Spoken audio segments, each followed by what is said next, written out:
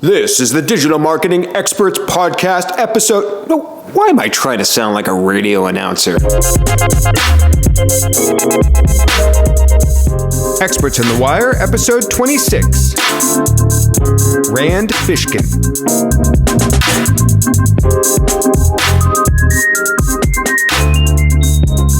Hey everyone, welcome to episode 26 of Experts on the Wire. Today we have the one and the only Rand Fishkin from Moz. He really needs no introduction, but I will tell you we chatted about a lot of cool stuff, including how to get outsized marketing results from influencers, how Rand and the team at Moz designed the worst performing landing page the web has ever seen. Their words, not mine. The secret behind the success of Whiteboard Friday, one key factor that Rand believes makes entrepreneurs successful, the importance of mascots, time travel, and emotions. So sit back, relax, and enjoy today's episode of Experts on the Wire with Rand Fishkin. Rand, thank you so much for being on the show today on Experts on the Wire. I was doing a little prep for the interview before we started our call, trying to think of where I wanted to begin the conversation today. And I want to begin somewhere kind of very central to what you're involved with, which is content marketing. I know that you just talked to Search Talk Live about content marketing, so I want to spend just a few minutes on it and ask some kind of follow-up questions, if you will, and then get into some other topics as well. But one thing you mentioned on Search Talk Live was you suggested that companies interview their customers, potential customers, and influencers of potential customers. What I was curious of is what sort of things would you ask them? Yeah. So I think when you're investing in content, what you want to find out are, you want to know more about who they are and what they do. So kind of at a fundamental level, right? That's a little bit demographic, a little bit psychographic, and a little bit more digging into the details, right? So if I want to understand the customer for, let's say, Scotch whiskey, right? I might want to understand why do they drink it? When do they drink it? Who do they share it with? Who do they buy it for? Do people buy it for them? What do they drink it from? What do they drink it with? How does it make them feel? Right. So like I'm trying to dig into an understanding of my audience from a what influences them, what makes them change behavior, why do they have certain behaviors that they do, what do they do with things. If I'm B2B, right, I would be asking, let's say, your sales force, right? You want to understand, how does your sales team work? How many people are there? Who reports to who? What metrics do they need to hit? When do they have to hit these goals? What are their current reporting structures like? Who sees the reports, right? Is it just the sales team and their manager? Is it other people in the organization? How are they compensated, right? So you're digging into the details based on who the audience is, what the product is, certainly based on the industry. So there's a lot of nuance there. It's not always the same questions, right? And I think a lot of this is about intuition, right? It's about learning, well, for example, what I really want to do is I want to design questions such that if the answer were different, right? If I got this answer versus that answer, then it would tell me that I should create content that is more like this or more like that, or I should create different types of content, or I shouldn't create any of this content that focuses on this stuff at all until I finish creating all of this, because it's clearly the vastly higher priority, right? So that can help too. Sure. So, and just for anybody that did not listen to Search Talk Live, we're talking about this in context of creating content. So just so no one's confused about that, I'm curious what types of things you might learn from the influencers of potential customers. That was something I found really fascinating. Yeah, so this is I think something that's unfortunately too often ignored, because people are used to talking to their customers and potential customers for reasons of product development and product research, as well as market research, and trying to understand their audience for marketing purposes. But when you're talking to influencers, I think one of the things that we understand today in modern marketing is that influencers have an undue amount of power and a tremendous amount of reach in terms of whether and how, particularly customers at the early stages, right, early adopters of a product might buy something. And so there's a distinct advantage, particularly in software world, startup world, early stage companies, or new product development, to reaching, kind of the hipsters of your audience. And this is why I urge people to talk to the influencers of their audience, right? It's to understand, why do they share something? What do they share? Who do they care about? What are the aspects of a product or a market that is important to them?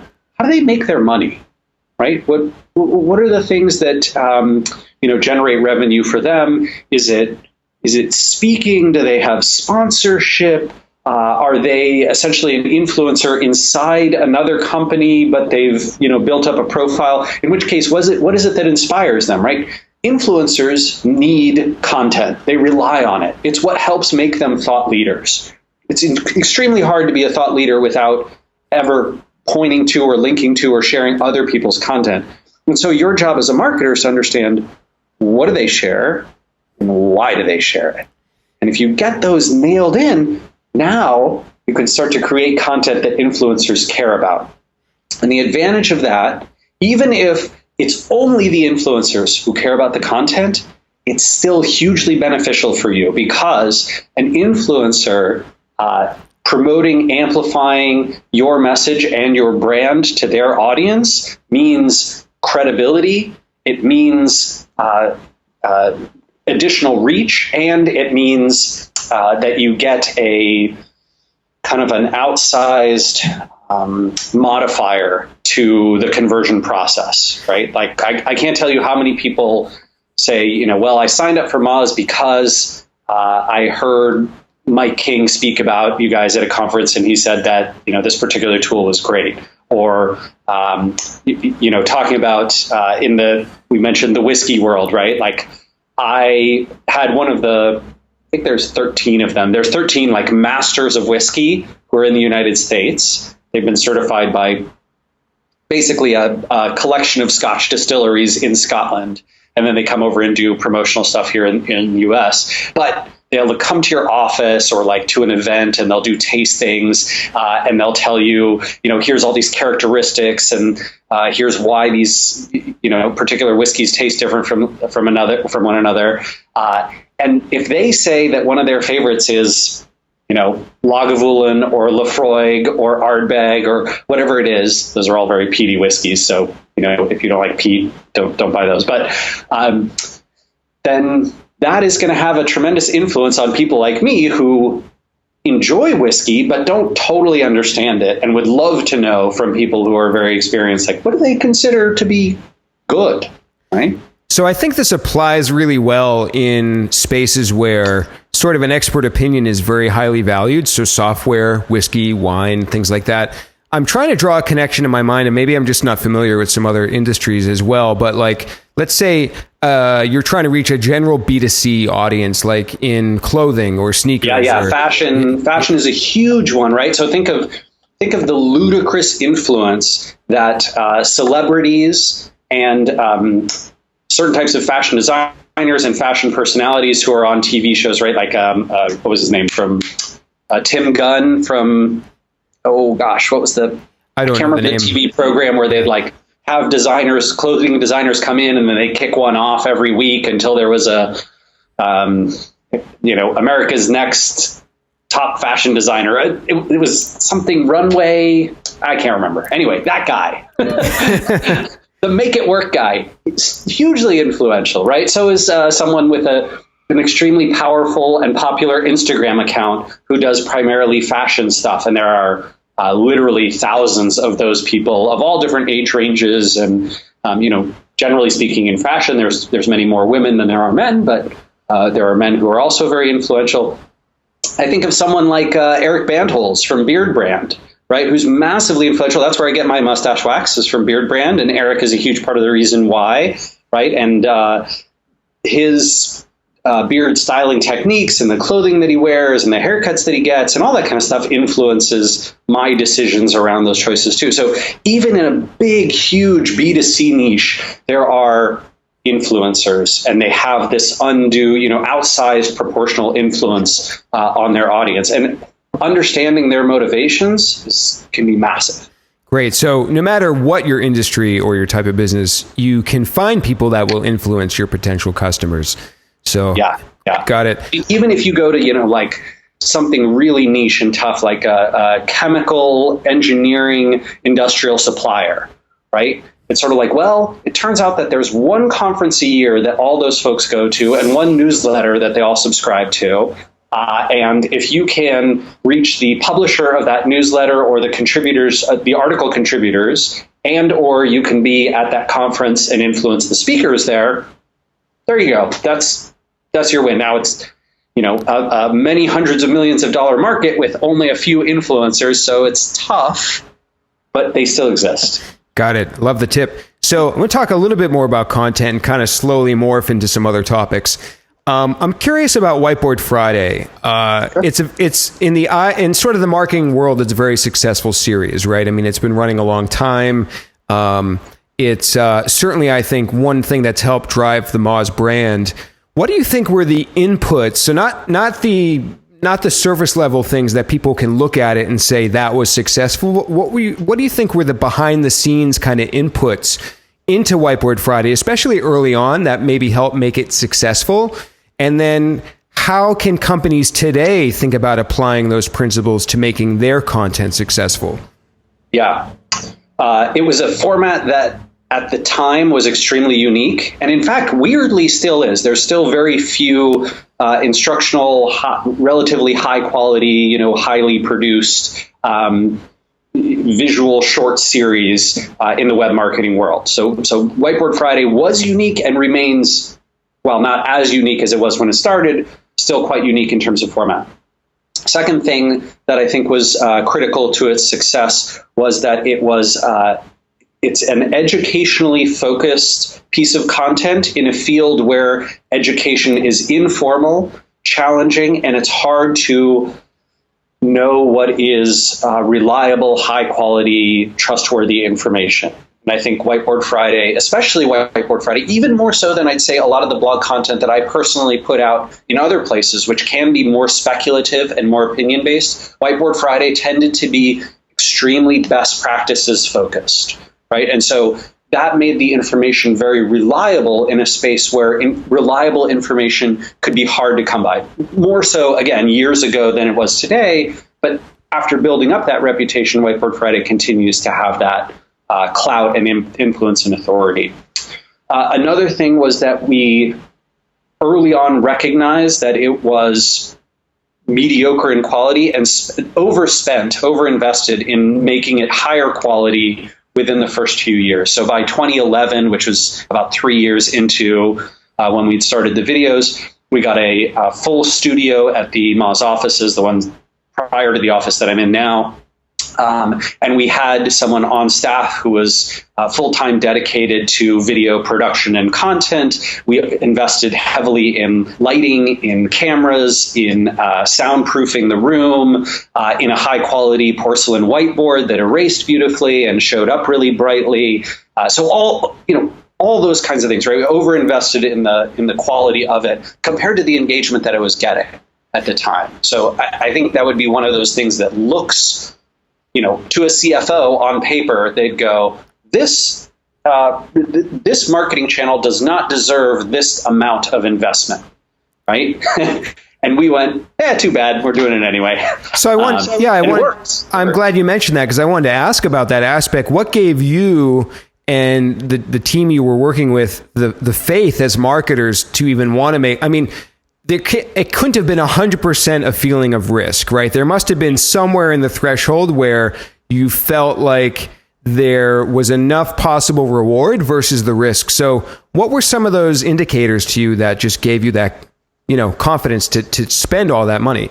Yeah. So two things. One was that we saw that despite the relatively low, so when I say relatively low, what I mean is relative to written blog posts in its first 2 to 3 years, Whiteboard Friday underperformed by about 40 to 50%. So the average Moz blog post, let's say, was getting 5,000 visits over the course of its first, say, 90 days, 100 days of existence. And Whiteboard Friday was only getting about 2,500 or 2,000 visits in its first 90 to 100 days. So smaller. However, time on page, memory and recall, and the brand impact was tremendous. And for that reason, we said, wait a minute, this is more like in-person engagement with a human being from Moz than it is like reading a blog post, and you sort of forget who wrote it and maybe even what site it was on. But Whiteboard Friday, you remember, right? The recall was so strong, and the association, the brand association, was so strong. That's what made us double down on that investment. Additionally, we noticed that Whiteboard Friday was huge in getting, especially for me, mostly for me, getting speaking spots. So, this was earlier on in my career when, I wasn't invited to keynote far more shows than I could do, which, I'm very lucky and blessed to be in that situation today. But Whiteboard Friday was a big part of building that up, right? Essentially that people would see the video, they'd go, man, that guy, the video is a little blurry and the production quality isn't terrific, but he clearly knows his stuff. Let's see if we can get him to come over here. And when you'd ask people, hey, who's someone that you've seen speak in the sphere or you think would be good, even if they weren't super familiar with the SEO world, if they had seen one video, that memory, that association, that brand recall helped bring them to us. And so when we looked at all of those factors combined, we said, hey, this is worthy of overinvestment. And it was a risk because it was not extremely data-driven. A lot of it was gut and intuition. But I think that's how a lot of content and web marketing channels work today, right? That if you can overinvest in something that your intuition is telling you is going to work well, and you have the freedom to make mistakes and are given some of the things we tried definitely did not work. I could pull up a few examples of those, but this one did, and I think it's because we were able to experiment, able to take risks, and so few organizations are. So many web marketing organizations, unfortunately, unlike their advertising brethren, classic advertising brethren, are not given the freedom, the leash to make mistakes. They're very, very tied to their numbers, and if they don't hit the numbers, they are tossed out in favor of channels and tactics that do hit those numbers. That, I think, is actually a very dangerous mentality because it means that you're only ever going to be playing in the spaces that are really easy to earn ROI in. And that is hard. Those are hard places to have a competitive advantage. Yeah, I think I need you to talk to some of my clients for me. The clients, if you're listening, listen to what Rand just said here. And a lot of agencies, though, I joke, but it's a challenge that I think we all see in the agency world. Yeah, it's not just a client and agency thing. This is what makes, in my opinion, this is one of the key factors that makes entrepreneurs successful, right? Is that willingness to take risks and ability to have an intelligent intuition, an intelligent gut feeling about something, and to be okay with making a few mistakes, right? To basically say, like, you know what? So what? I screwed up. I made a bad product decision. I made a bad marketing decision. I made a bad investment decision. I made a bad personnel decision. I'll move on, right? I'll change it. I'll learn. I'll move on. I'll do it next time. I'm not going to fire myself or stop working on it entirely or only ever assign budget to things that are surefire bets, because that's what everyone else is already pursuing.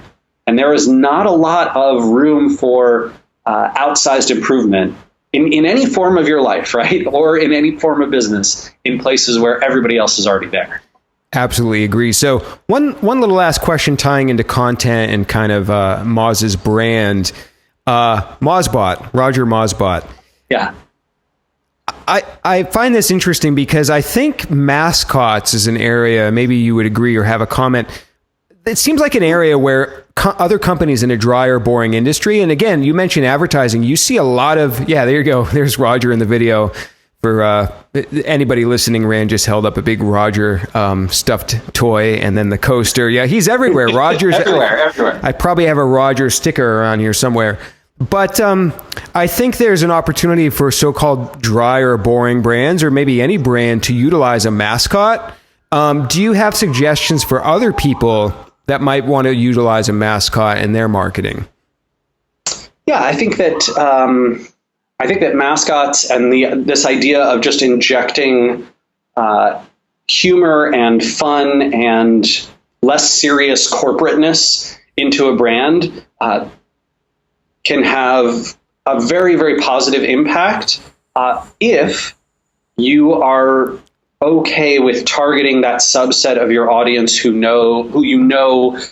cares about those kinds of things and is not turned off by them, right? So I've heard from, for example, many law firms who say, like, no one would trust us if we did these crazy, weird things. And my response is always, yes, but some people would trust you 10 times more than anyone else, right? Maybe it's a small subset, right? But it depends on what you want to do. If you're seeking out a competitive advantage, and one of the ways that you want to do that is through your brand and through, being your authentic self, rather than kind of the buttoned up corporate brand that you might be today or that you're supposed to be, then I would advise you to invest in things like a mascot and things like humor and things like more transparent and authentic content around what you're doing internally, all those types of things. But if not, that's okay too, right? It's definitely not for everyone. The specific to your question about mascots, I think that the key is to find something that is relevant and credible enough that makes sense. I think sometimes you can see mascots kind of tacked onto a brand in a way that makes no particular sense. Roger Mozbot was a very authentic outcropping of the fact that we crawl the web as Moz, right? We had a web crawler that goes out and crawls, billions of pages, and then builds a web index and goes out and crawls people's sites, and then builds, data about their crawl problems and issues and things they should fix. And Roger is essentially just the name that we gave our crawler, and then, there you go. That from that comes this mascot. And I remember I think on Whiteboard Friday years ago, or in the very early years, I essentially drew a little bot, Mozbot, right, compared it to Google's crawler to try and show the differences between the two. And from that, one of our designers said, hey, I should make an actual, visual representation of what the crawler looks like. He created one. I loved it. I used it in my next blog post, and then it sort of snowballed into a true mascot for the brand. Yeah, I know you've talked about in the past that a lot of things, especially early in Moz, were sort of this organic, almost accidental, like you said, outcropping of we've got a crawler that crawls the web. There's a lot of branding thing, the tag fee, all that stuff kind of happened organically. Do you feel that can only and always happen organically, or you have another piece of content called Manufacturing Serendipity, which is it's not the same thing, but it's similar. Do you feel that there's ways that companies can almost try to set up a scenario where these things are kind of organically happening, so they don't seem forced, but so they can kind of represent their culture and their brand? Yeah, absolutely. I think this is, it's about being open to the idea of serendipitous, creative, non-traditional ideas, and not shutting the door on those things. And then also having an element of having a recognition that if something feels inauthentic to you, feels forced or manufactured to you, it's going to feel forced and manufactured to your audience. And so you have to decide to what degree you're willing to be forced and manufactured, and to what degree you really want things to be authentic outcroppings. And I think one of the ways to do that, certainly one of the best ways to do that, is to reward your staff and your team, and even your consultants, as they come up with those types of ideas.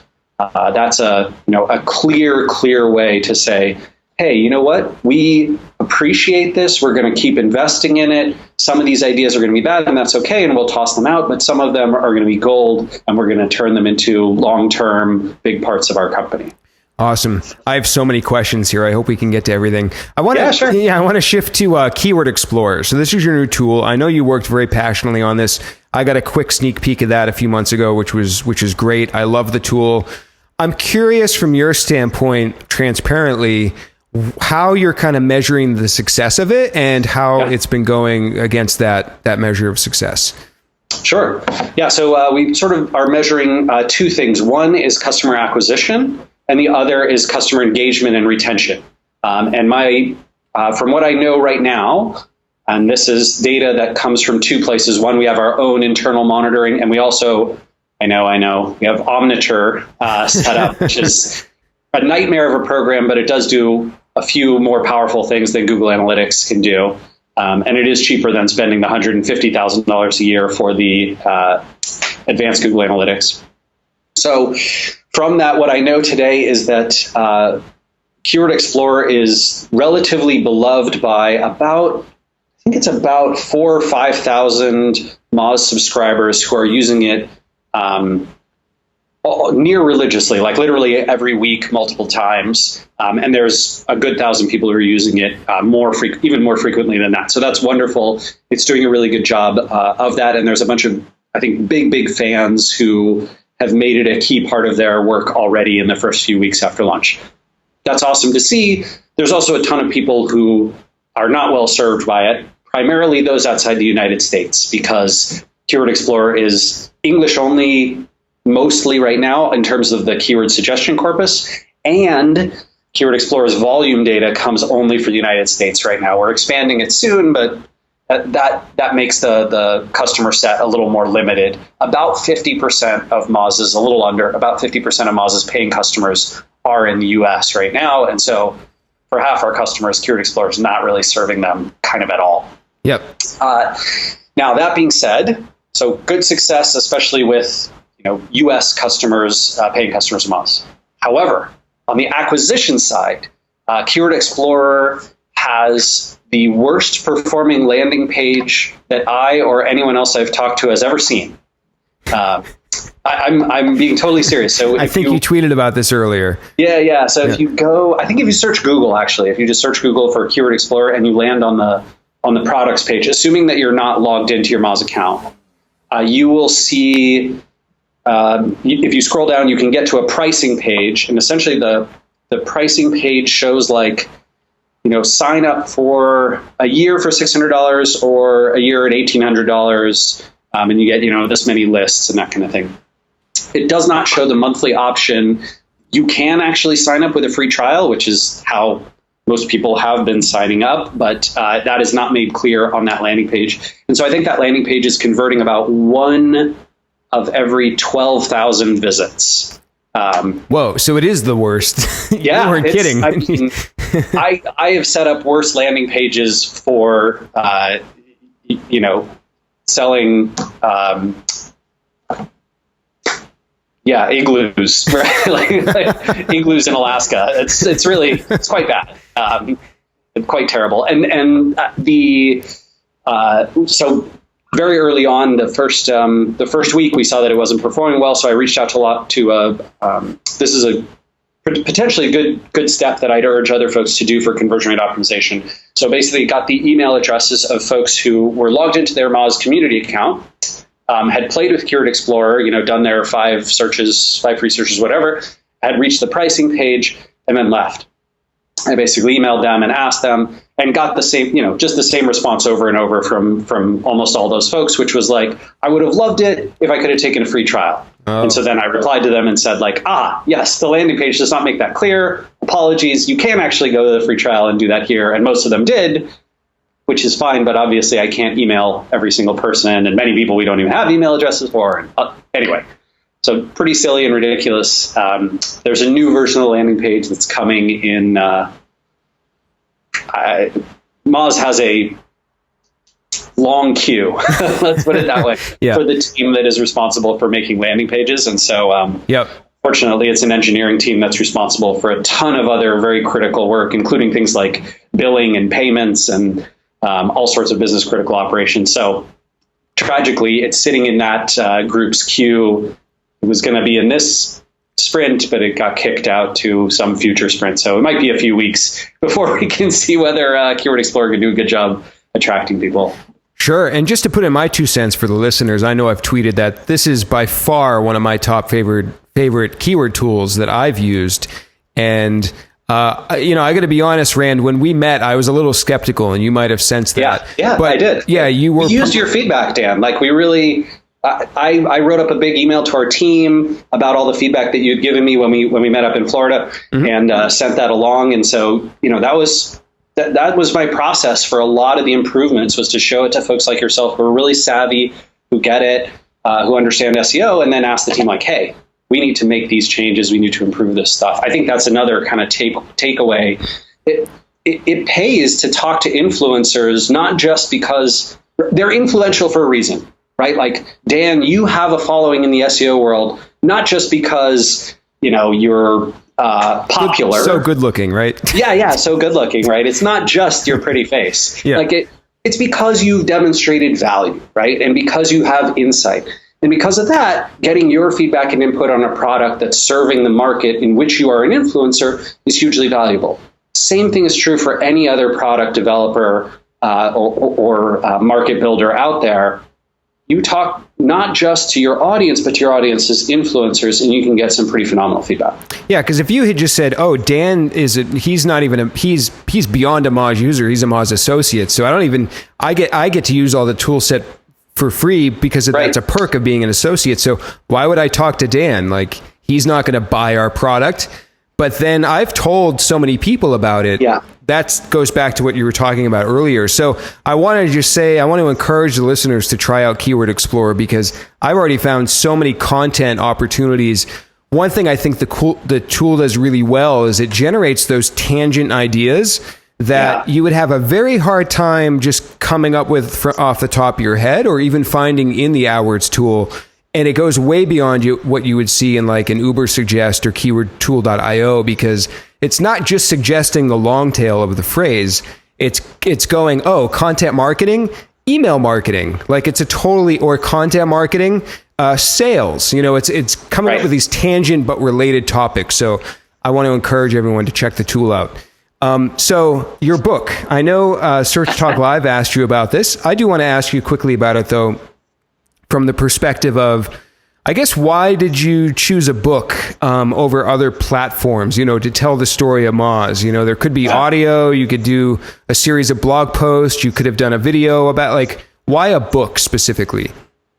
Yeah, so this is an area where essentially the forms of content that I've invested in the past have proven to me that content experimentation is crucial to advancing my abilities as a marketer, and crucial to advancing Moz's brand. And I think that a book has some weird, I'm going to test this by publishing this book, but I believe that books still have a weird authority factor associated with them. I'll give you an example. So you maybe have heard of many, many different web analytics providers and web analytics influencers. Lots of them have superb blogs and really excellent ones. But Dan, let me ask you, who do you think in the web analytics world, or in the analytics world overall, is one of the most influential people, maybe the most influential person? Yeah, you're setting me up, and I know that I'm going to say something good. So I can think of a few: Avinash, Tim Ferriss. I think Jay Baer has a book. It's that memory recall of like, I know they have this thing. Jason Fried has a book. So there you go. Yeah. And I think that there's correlation, but I think there's also causation. I think that when you go past a bookstore in an airport, or when you see a book advertised on the web or on LinkedIn, or you hear a speaker and you get a copy of their book, or you see that they have a book, or you hear that they're an author of a book, particularly a book that's not self-published, but one that's in bookstores, this authority and clout that we perhaps irrationally, but irrationally or not, associate with this person must be an authority. They must be an expert. They must be someone who is trustworthy and credible and high quality, and I should listen to them. And when you see additional credibility signals like New York Times bestseller or Amazon bestseller, then you go, aha, wait, this puts you in a new category, a new echelon of person and of association with a brand or with a concept. And my hope with a book is to test that theory, right? I want to see if a book does for Moz the things that I think a book, for example, has done for someone like Tony Hsieh from Zappos. I don't think it helped them sell any more shoes, but I am virtually certain it helped them hire better engineers and more of them, right? I think it had a huge impact in how Zappos was perceived in the startup and entrepreneurial and technology worlds because that book was such a hit with those crowds. And I really would like to test how and whether a book about Moz might do the same thing. So I've experimented over the years with many, many forms of content, right? With video, with slides, with podcasts, right? With visual content, with data, obviously blog posts and all that kind of stuff, right? Just a million things. And we've always managed to find some success through that. And my hope is that continues with a published book from a major publisher with a lot of, knock on wood, with a lot of marketing effort behind it. So awesome. That'll be interesting to see. Now, I am very curious to see how that goes. So I want to make sure I fit in a few questions I have taken from people. So I'm trying something new on this podcast. I started an email list where people that sign up are the only ones that will know ahead of time of who I'm interviewing. Oh, cool. And then I'm going to take questions. So I've never run an email list. It could fail miserably. I have no idea. I've had one person submit a question thus far. But for TJ Kelly, who submitted the question, I want to make sure I read it to you and get your take on it. So I'm just going to read the whole thing and then see what you think here. So TJ, He says, with all the different niches or avenues within digital marketing, like search, content, influencer marketing, social, etc., what is the most important thing small marketing teams, 1 to 10 team members, should be doing for their clients or employers? Bonus points if the answer applies to service industry clients, employers, rather than e-commerce. And I'll read that again if you need me to. No. That sounds... So let's see, I would say I'm going to cheat a little, and instead of giving you the only one most important thing, I'm going to say it's a balance of a couple, maybe three things. The first among those is I think that the tactic or the area of investment that I would put either the first or the most energy towards is conversion rate optimization. And I mean that from the full funnel perspective, right? Being able to transition people from they're aware of your brand to they come to your website to they come back to your website or to your app if you have one, to they convert and they retain, right? They come back, they pay you again, they buy other things, right? They're recidivists.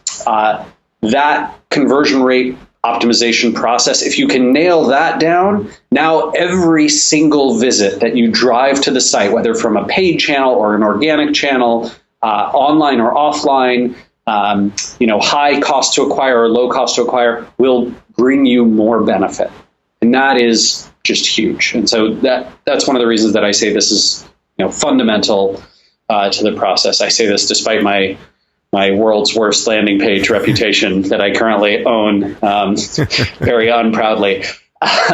The second thing that I would urge anyone to do, and I think it's crucial for marketing teams to do with their either the executive team that they work with or the client that they work with, is to make sure that every marketing effort is tied directly to a key business goal for the year. I think that oftentimes as marketers, we get excited, we go down these rabbit holes, we're like, oh, content marketing's huge, blogging's going to be awesome for us, let's do some video, let's do a podcast, let's do some slides, let's do some influencer marketing, that'll be awesome. And I just want to urge you to slow it back up and make sure that any initiative you invest in is tied directly to a key business goal, and you say, you know what, one of the big business goals that our CEO and our executive team, our board of directors has espoused for this year is we're trying to bring a new audience of folks who have not yet tried out our product in this particular sphere to check it out. And so we believe one of the best ways to reach those people is with content, or is through paid advertising, or is through brand changes. Sorry, let me grab my lights here. And so that, I don't know why my lighting shut off. That is, I think, absolutely crucial to the marketing process, because if you don't do that, what happens is you could do a great job. You could execute phenomenally well, right? You develop a blog that is kicking butt and taking names and driving tons of traffic and visits, and then the executive team or the CEO or the CMO comes in and says, Rand, I really appreciate that your metrics look good here, but this just isn't where we need attention right now to the business. So thanks for your effort, but we're gonna move on. We don't need your consulting services anymore, or we don't need you on the marketing team anymore, or stop investing in the blog and go buy me some paid Facebook ads because that's what I really need you to do. So, you get the idea. If you don't tie your activity to the business goal and create the expectation, you're in bad shape. And then the last thing is also one of expectations, and this is to set yourself up for experimentation rather than results when you invest in new channels. This is where you have to talk to your client, your team, your boss, your manager, whoever, and you have to say, hey, we want to do some content. There is no way on earth that in the first 6 months we are going to absolutely kick ass and rock it and have hugely positive ROI.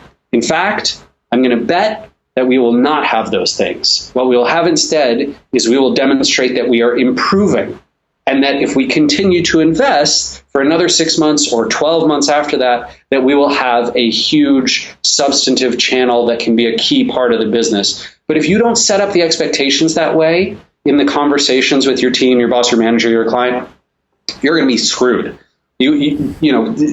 You will find yourself in a room having that tough conversation during a meeting that is horribly unfun for you, and you will walk away insanely frustrated because the expectation was not that you were experimenting and learning and iterating, but that you were going to return, X amount of traffic for Y amount of dollars and time invested. And that's just not how organic channels work. On paid channels, that works just fine. Right. Organic channels, no way. Awesome. So TJ, thank you for submitting that question. Yeah, great question. Yeah. And so if anybody wants to sign up, just go to evolvingseo.com/wire and you can sign up on the email list. Little plug there. I did have another question. I was chatting with a client earlier before our Skype call here, and she was wondering, where would you recommend that, let's say, so she works as a part of a bigger company, and oftentimes they have new people coming in that they're trying to kind of get people up to speed with SEO. Maybe these are people that are beginners or have a very, very small sort of awareness and experience with SEO. What would you recommend that a company do to kind of get newcomers up to speed with SEO?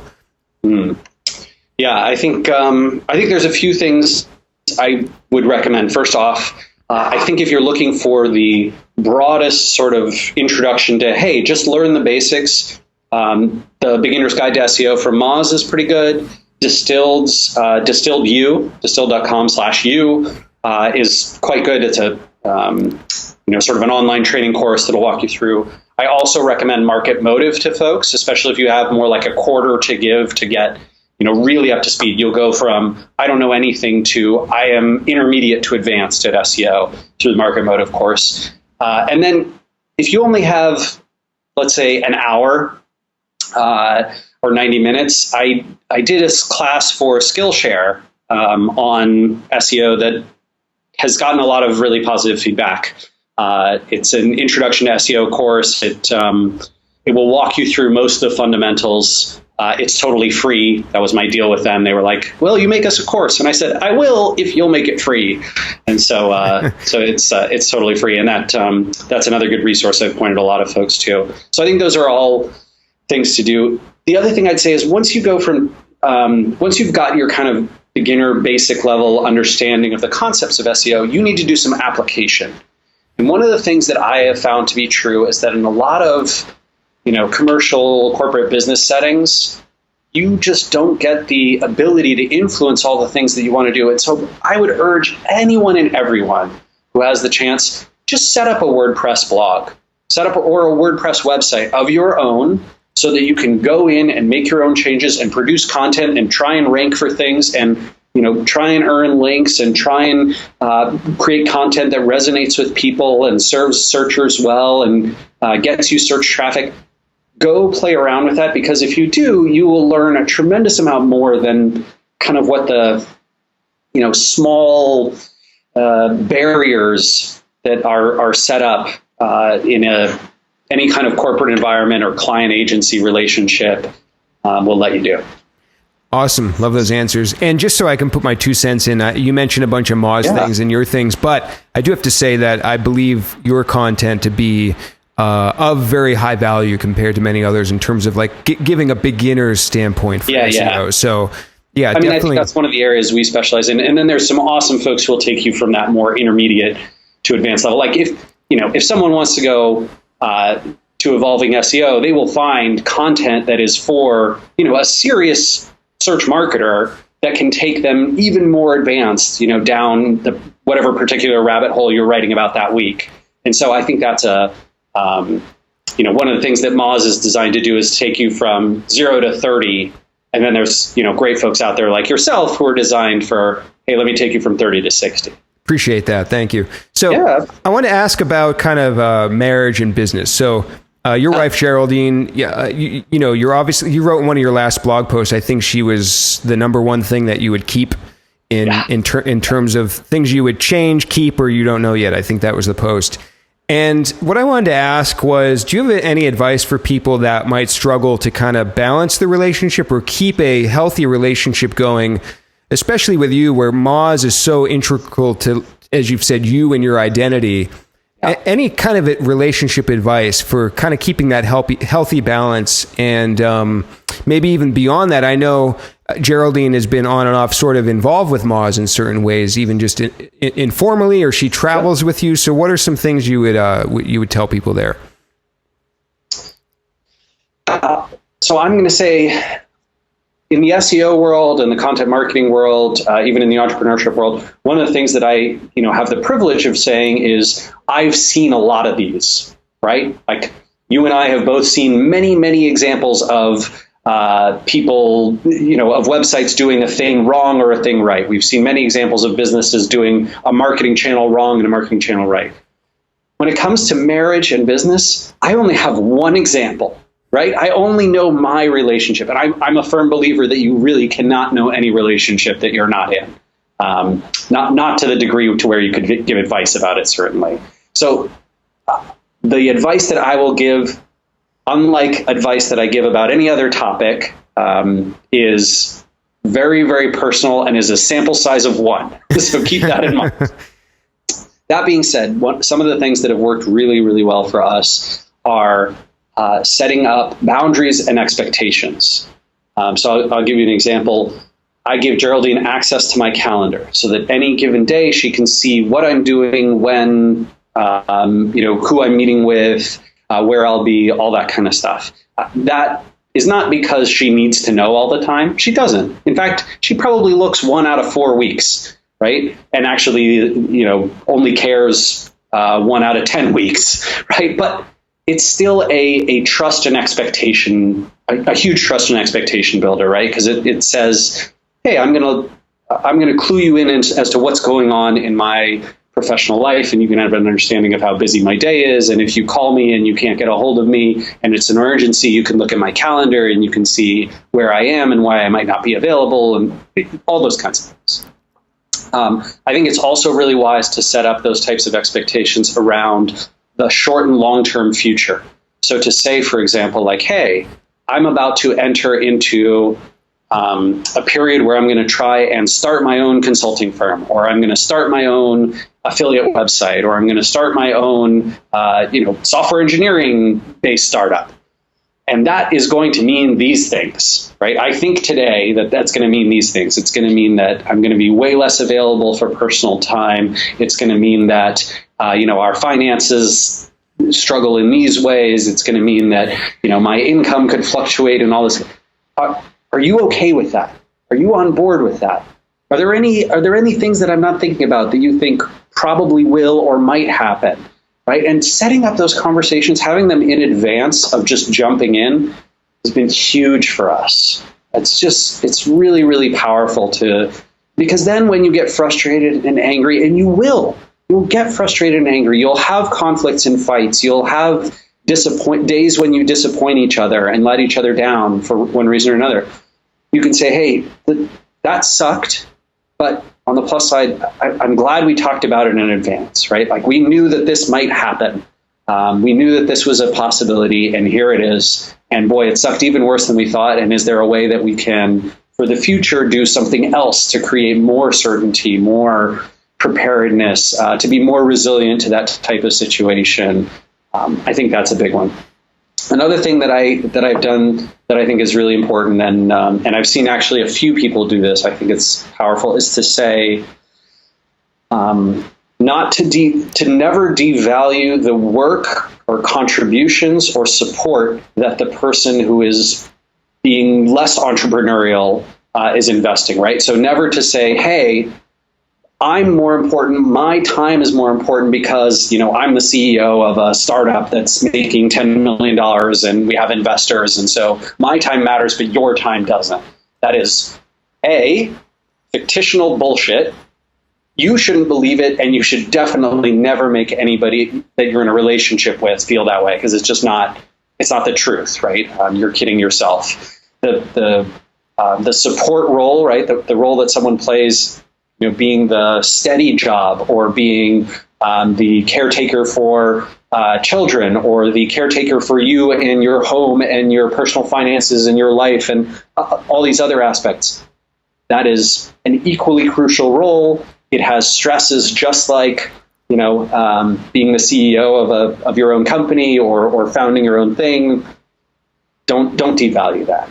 That's really good. Those would be my pieces. Yeah, really good advice. So was Geraldine's decision, or maybe it was a joint decision for her to travel with you to then be a travel blogger? What came first? Was it Rand travels, so I will travel with him and then be a travel blogger, or was it the other way around? I want to be a travel blogger, so then I will travel with Rand. How did that kind of come about?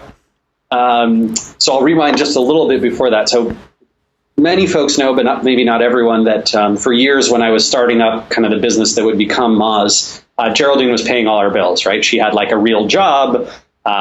She was making good money when I was making little to no money at all. She was paying our rent and all our bills and expenses and stuff for a good long time. And eventually, Moz got to a place where it was doing better. We had raised some money. I had a real salary. And she had been working at Cranium, the board game company. She was, writing questions for board games and stuff, which you can totally imagine Geraldine doing if you know her at all. And that company was acquired by Hasbro, and all the staff was laid off. So she was laid off, I think, in the third or fourth round of layoffs, one of the last rounds, and basically didn't have much to do for a few months. And so I suggested, hey, I have to go speak at all these events, right? I'm doing a lot of evangelism speaking. You should come travel with me. She did. And then that became hey, maybe you should start a blog, right? She's a great writer. She's always wanted to be a writer. And now that's turned into a book publishing deal, which is pretty exciting. So I think, it worked out very well, but we got lucky in a lot of ways that the timing played out the way it did. Got it. So I have two last questions for you, Rand. The second to last question. I interviewed Will Reynolds earlier today. He said, say cool. Hello. The episodes air different days, but I kind of record them at the same time. Yeah.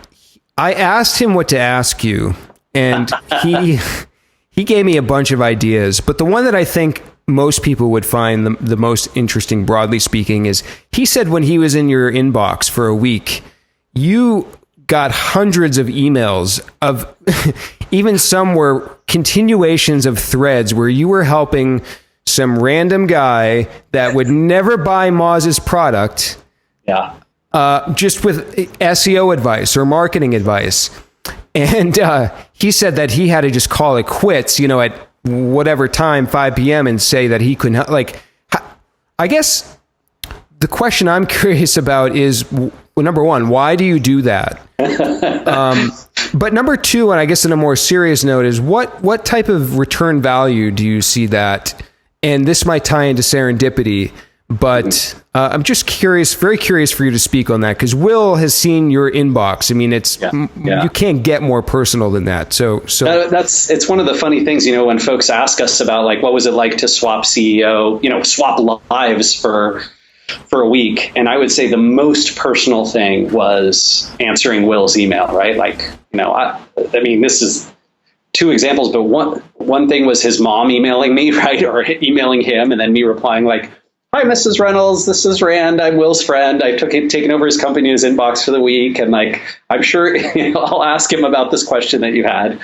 And then the other one was someone actually quit to me. Someone quit Seer while I was there, while I was CEO, which was very awkward, but a strange but good experience. And so, I definitely back Will up on that inbox side.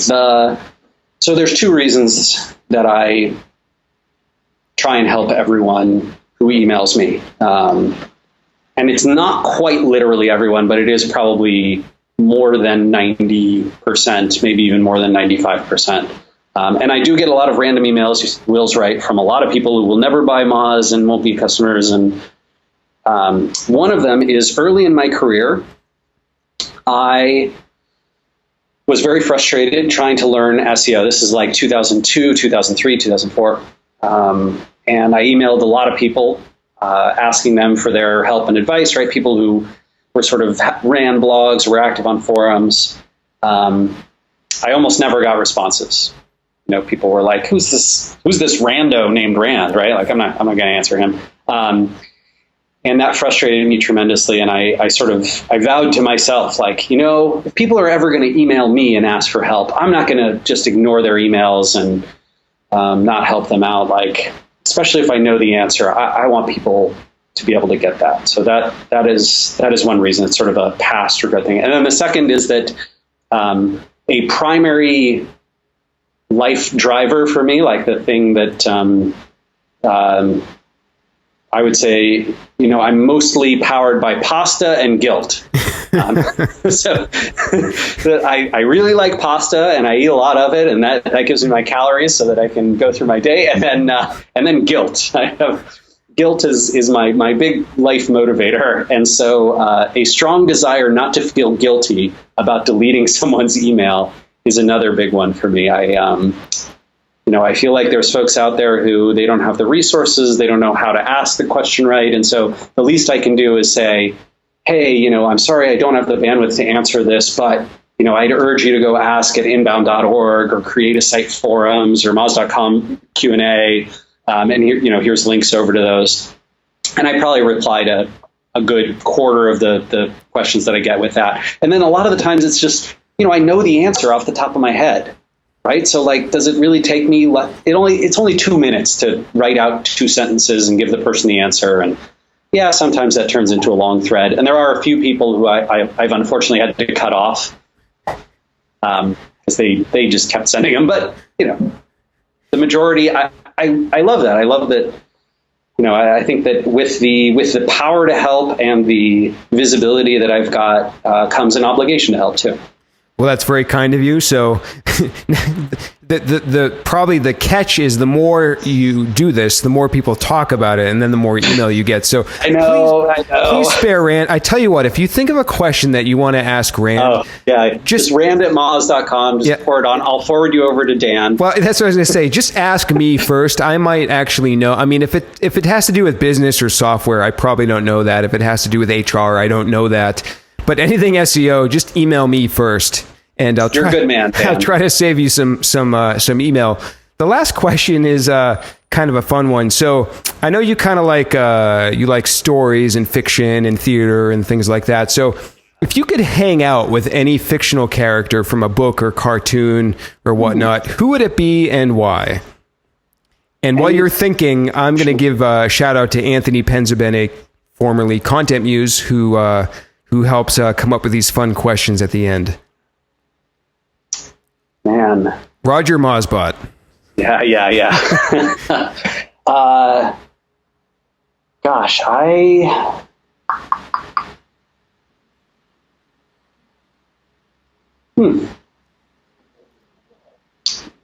might pick the, I think there's an X-Man who can time travel. I think is that the Silver Surfer?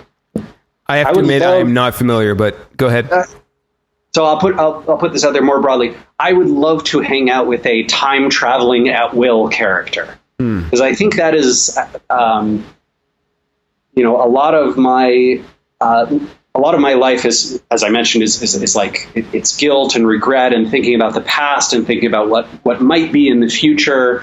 And I have a lot of anxieties about those kinds of things. I think it would be fascinating to see what it was like from the perspective of someone who can, at will, visit the past and the future, and have this almost like evolved perspective on what those things would be like. That would be an unbelievably cool experience. Very interesting. So, and you choose that, like you said, because it would sort of, from your perspective, kind of solve this anxiety that you generally are feeling. Yeah, right. Like, this is a very fundamental thing to me, is that I can't change the past, and I don't know the right ways to change the future. And that, this is true for every human being, but for some reason I think that would be the most interesting sort of person to spend time with, is someone who can time travel. Well, we're getting real deep here. I got to ask one last follow-up question. Sure, yeah, go for it. I've been thinking lately, I wonder how much our emotional state is set from kind of an early age. And I'll tell you where I'm going with this. One second. I've got to knock. Ruin the deep moment. 1 second.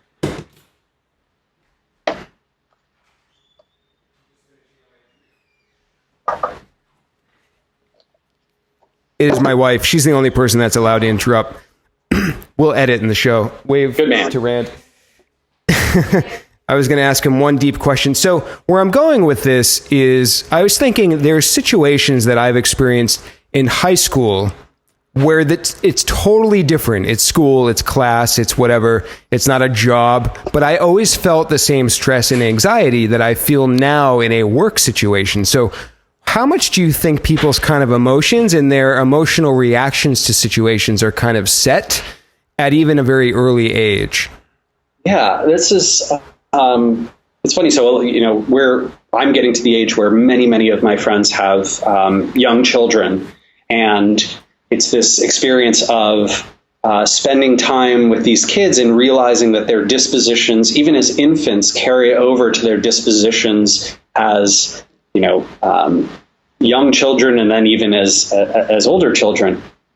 And that's been a very unique thing for me, because I think that I prior to having these experiences with my friends' kids and family kids, I suspected that the vast, overwhelming majority of our personalities was learned behavior, not behavior we were born with. And I think I'm changing my mind a little bit on that.